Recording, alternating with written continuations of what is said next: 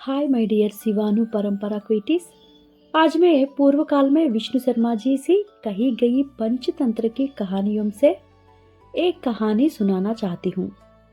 उस कहानी का नाम है गरुड़ और बिल्ली की कहानी, the story of the vulture and the cat. क्या आप सब कहानी सुनने के लिए तैयार है? अगर है तो फिर देर किस बात की, चलिए कहानी में प्रवेश करती है।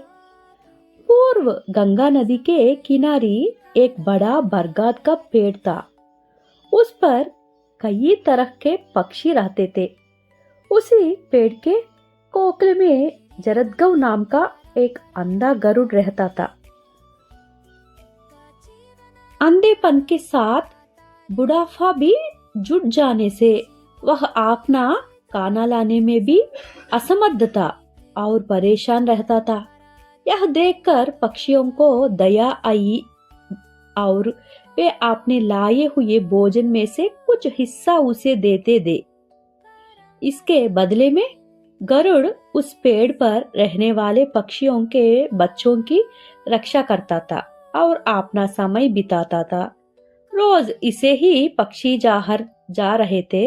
यह देखकर एक चालुक बिल्ली, जिसका नाम दीर्घकर्ण था, उसने एक उपाय सोचा। उसने सोचा कि जैसे ही पक्षी बाहर निकलेंगे वह उस पेड़ पर मौजूद छोटे बच्चों को पेट भर खाएगी। ऐसे ही एक दिन सभी पक्षियों को भोजन के लिए जाने के बाद वह चालुक बिल्ली पक्षियों के बच्चों को खाने के इरादे से धीरे से उस पेड़ पर चढ़ गई। बिल्ली को देखकर डर से पक्षी के बच्चे जोर जोर से चिल्लाने लगे। किसी दुश्मन के आने का आभास होती ही गरुड़ ने दहाड़ते हुए कहा, और ये दुर्मार्ग, तू कौन है और यहाँ क्यों आया है?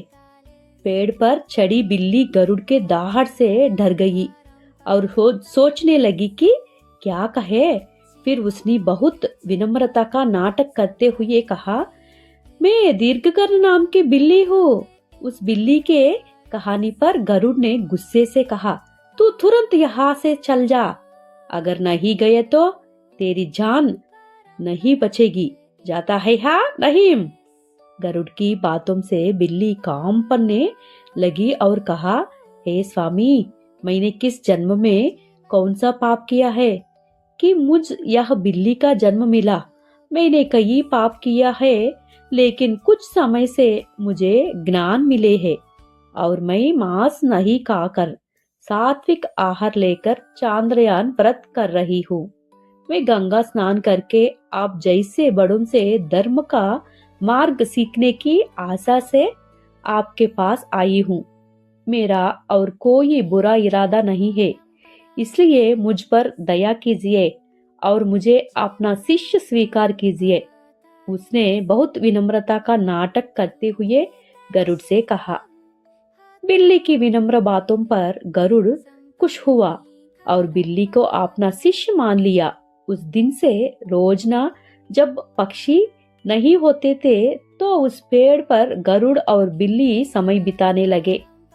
कुछ दिनों तक इसी तरह विश्वास दिलाकर बिल्ली ने जब जाना कि गरुड़ अंधा है तो वह चालाकी से पेड़ पर चढ़कर घोंसलों में से पक्षी के बच्चों को खा गई और उनके पंख और हड्डियां गरुड़ के रहने के पेड़ की कोकल में डाल दी।